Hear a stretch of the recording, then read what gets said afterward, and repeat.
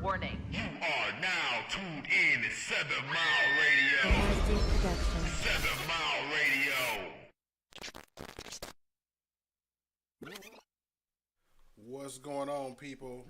We are back live on the air. I told y'all this was about to be a busy week here in the studio, a busy month. The next whole month is about to be busy, man, as we prepare for the Podathon 22, which is the podcast marathon, our very first outdoor podcast marathon that we're doing here on 7mileradio.com, featuring 6 of our hottest podcasts. We're going back to back from 12 a.m. to, no, not 12 a.m., sorry, 12 p.m.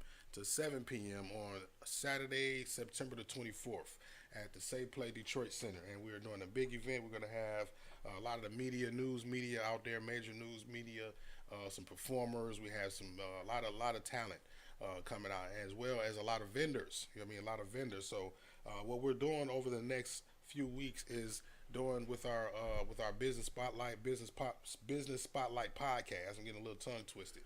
With our business spotlight podcast, what we're doing over the next month, we are taking time out to interview the vendors and the sponsors for our event, the Podathon 22. So if you see that flyer right there on the screen, you can screenshot it if you didn't know nothing about it. But if you do, I'm sure you're going to be there. So on September the 24th, once again at 12 p.m. from 12 to 7, we'll be doing a podcast marathon as well as a school supply drive. So give you details about that on the website if you go visit. So we have one of our beautiful sponsors, our beautiful vendors here in the studio with us today, Miss, and this is a familiar face, a family member to the studio at this point. This is Miss Saesha from Nutribae. How are you doing today, sister? Oh, great. Thanks. How are you? I am doing good. And it's good to have you part of the event. I am excited to have you, as I am a fan of your product. This is one of the first people that got me interested in some healthy stuff. Like, y'all know that I'm a fat boy, so I like fat stuff. So it's real good. It's real tricky with me as far as getting my taste buds convinced on some healthy stuff. But you did it. You know what I mean? The first time that I had, I don't even remember what flavor it was, but it was delicious. And I'll be looking forward to you coming, like Nutribae coming to the Kong show, to the Go Reader show. Like, all right, I get a smoothie today. So yeah. So tell us a little bit about Nutribae and when you started the company. What is it and what all it entails? I mean, because is it just smoothies, or what do you do? So, thank you so much for having me on the show, having me back. The smoothie game started as a side hustle when I was working at Children's Hospital. I was working in nutrition. I was actually a formula tech. And nutrition is, something that I believe is very important in our community. And so I live it. So I make smoothies at home. I make smoothies for the family. And I'm very good with blending and mixing things so that, I get the perfect recipe, that perfect flavor out. So a couple of my people said, listen, you need to sell these. And I never thought about it, but I, went out there and I tried it and I got a great response. So I would make them and I would take them around the neighborhood and people would go crazy over them. This started about 2 years ago. I've been in it for about 2 years. So it's not just the smoothies. I have a journal that I published so that people can go ahead and, have a good tool to help them along their journey, whether they want to record their meals, their sleep, their mood, all types of things. It's a great tool. So it's not just about the smoothies. It's about the health and wellness mindset. But I want people to fall in love with plants because that's where the medicine is. So the plant is a plant-based smoothie. I mean, smoothies are supposed to be plant-based, right? Most of them, but we know a lot of them are basically like sugary Kool-Aid. Some of them are just like frozen Kool-Aid drinks almost. You know what I mean? It's just like more. So yours is all natural. So you really focus on keeping the health aspect in it. You know what I mean? As far as being not fattening and the sugary and whatnot. Now, what are some of without giving up too much of the 11 herbs and spices, what are some of the things that you include or the flavors that you have in your smoothies? Okay, so I love tropical fruits. So one of my favorites and one of everyone's favorites is the pineapple passion. It's strawberries, it's pineapple, and it's mango. And that one, for instance, just like all of them, they have 3 servings of fruit per 24-ounce cup. Oh, So each one is 3 fruits. each one, it's not 3 fruits, but it's Okay. 3 servings of fruit. Oh, okay, okay. So Okay. like the berry jam, even though it's just blueberries and strawberries, it's still 3 servings of fruit in there. Okay. Yeah, so no added sugar, no gluten, no soy, no dairy, and they actually last in the freezer up to 3 weeks. So that would probably be the difference between your smoothie and other people's smoothies is basically the ingredients that you use and the specific amounts I guess that you put in. So you started it. You said 2 years ago. So that was like maybe right in the beginning of the pandemic, right before the pandemic started, or It actually started right around the pandemic. It was birthed out of the pandemic. So like give or take a couple months. okay. Yeah. So yeah, because I've been seeing a reoccurring theme with a lot of entrepreneurs and business owners that I spoke to recently, with them actually starting their business either right in the middle or right at the time that the pandemic started. Now, one question that I ask a lot of times is, do you think the pandemic helped or hurt your business? But it's obvious that it birthed it. So, what do you think some of the things that helped being starting in the pandemic? Why did it help specifically a business like yours? Do you think?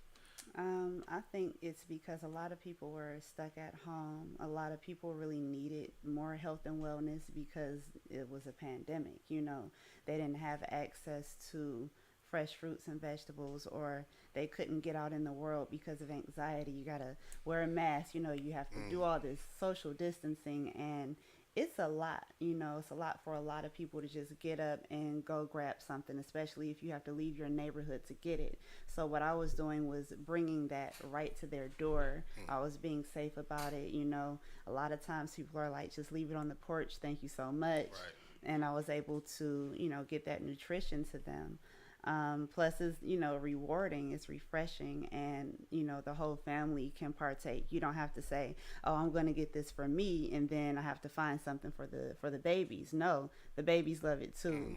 So I think that the pandemic really kind of pushed me into it, and it was a need, a problem that needed to be solved. Yeah. And then because of even prior to the pandemic, our people in our community are more nowadays leaning toward the healthy and the vegan and the plant-based thing. This is kind of because it's tasty, and we normally identify healthy stuff with not tasting good. True. You know what I mean? And a lot of the healthy stuff is just like, nah. I mean, a lot of the vegans may argue with me because they used to it. I mean, because you're vegan yourself, aren't you? Actually, no. And that is so hilarious to me. What is it that you are? Is it everyone. What is it that you? Because you people don't eat. think. You so don't much. eat nothing but smoothies, from what I hear and what I see. So what is it that you? Now I want it to remain a mystery, because people assume so much about me. It's just so funny. Like, yeah, she got a master's degree in nutrition. She's a vegan and she does this. I'm like, what? I never told you that. I've learned not to box myself in when it comes to nutrition, because food isn't just about nutrition. Food has an emotional connection, a cultural connection, so when people are like, oh, I want to go to the cookout, but, I can't eat this and I can't eat that, ribs and I can't eat, and it's just like, if you feel okay after you eat something, as long as you don't overdo it, and you want to partake because, you have some nostalgia tied to it, or your grandma made stuff a certain way and you got the recipe, I feel like you should be able to partake from time to time, and it should be fine. So for me, I am mostly plant-based. Every now and then, I might eat a piece of chicken. I might have me some Yardbird. Every now and then, I might have some fish. But it's not something that I do every day or even 3 times a day, because I understand how my body works and how my body reacts to those things. Right. As a woman who looks like me, a lot of us deal with fibroids. And we deal with issues with our womb, and it's because we keep eating the meat, the cheese, the refined grains, all the things that are immediately available to us in our neighborhoods once again. So we have to take the power into our hands and start growing gardens and start shopping and start cooking. We eat it on such a consistent basis. Yeah. Too. That's really the problem. It's like, like you said, it's not to put yourself in a box or take yourself away completely from eating certain things, but we don't have to do it as much as we do. It's like it's readily available, even when it comes down to fast food.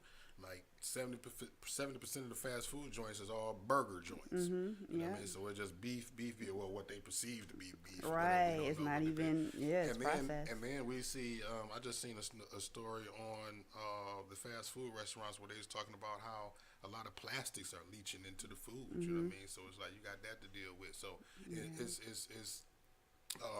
just better for us overall to lean towards foods like ones that you produce, where it's just more natural and everything is from the earth for the most part. Whole food. So whole food, yeah, right? So, absolutely. So yeah, that's why I appreciate businesses like yours and sisters like you for coming forth and providing these services. And not only that, you having the education to tell people. That's why they think you got a master's degree in nutrition, because you can so thoroughly explain everything that that you're doing with your product, and confidently, and you know what you're talking about. You explain it in a way where people understand it. You know what I mean? So that's why another reason why I feel like people, take to your company. So, what's next for Nutribae? You know what I mean? Are you as far as products? Do you see yourself expanding into other areas of food with your brand, or what? I do. I have so many ideas and so many different things I want to do. I won't really speak on them right now. Okay. I never really wanted to open up a restaurant, so it's probably going to be along the lines of cafe or quick healthy eats, or something that that is very high in nutrients and something that's fun, grab and go. So I'm looking to, build and make something to where people can pull up on me, or I can pull up on them, and they can get everything they need and have a variety of products, because there's so much you can do with fruit, right? So much you can do with vegetables. So I would love to explore that. Yeah. Dig that. So prior to Nutribae, like I've seen you around the city, bouncing around on different events. Now, what is it that you are into besides your nutrition business that you have? What is it? What else do you do? I do music. I do poetry. I sing. I play the keys. I got some bars. You know what I'm saying? She got bars. I got some bars. It's something that I've kind of put on the back burner that I'm looking forward to jump back into, and it's a community that I've distanced myself from because I've been so busy with Nutribae. So it would be great to get back into it. I slide through Kim Brass's spot sometimes, because that's the homie, but I really haven't hit the stage too much lately. Dig it. And as well as with the business, like I see you at a lot of vendor events, so people can contact you when they have events for vendoring, right? Yes. So they can. how can they contact you if they wanted to get in touch with you about vending one of their events and bringing your products out there? They can email me at info@nutribae.net. That's info@nutribae.net. I can type it in the comments. Also, they can just text me at 313-633-5545. I have a lot of people hit me up on my Instagram. It's _BAE, but I don't always check my IG messages like I should. So what about you? You got Facebook? I have Facebook, and people hit me in the inbox on there too, but I think it's more so Instagram. I don't know what it is about the IG. People hit me up on there, but the Nutribae page is Nutribae, so NUTRIBAE. If you don't see my logo, it's not me. Yeah. Don't fall for the imposters. Don't fall for the okie doke. But you can actually link your Instagram and your Facebook pages together. So when they inbox you on Instagram, they go to your Facebook. That way you get it. So I feel like I might have tried to do that. I think I get annoyed a little bit. I get a lot of spam in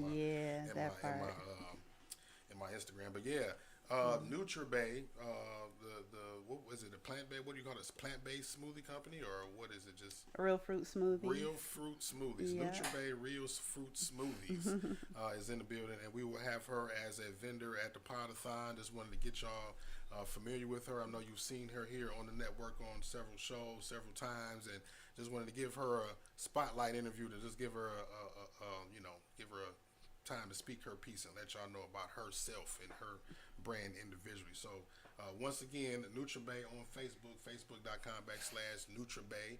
Same thing on Instagram. We put the email and the that was the Facebook, and the email in the screen there in the graphics. So if you are interested, go ahead and support this sister. And I know I'll see a lot of y'all at the Podathon, so make sure y'all stop by the Nutribae tent and get you some smoothies, because I put my stamp on them because they are delicious. Thank I've had, you. I don't know how many flavors, probably about 3 or 4 flavors so far. And Probably about how many probably flavors about do you 4 or 5. have? Well, I have a seasonal one that's not on my menu, but I have 7 house flavors. You know, the originals that I came out with. Actually, it was 6 originally, but I added a peach paradise, which is a peach mango smoothie, and people went crazy on that. So, yeah, it's about 7. Dig that.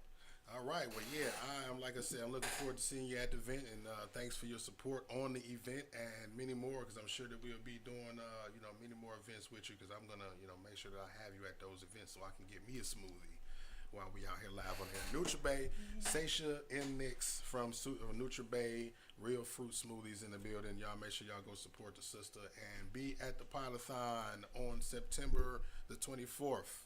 We are out of here. Until the next interview, I'll see y'all later. Peace. Thank you. Warning. You are now tuned in to 7 Mile Radio. 7 Mile Radio.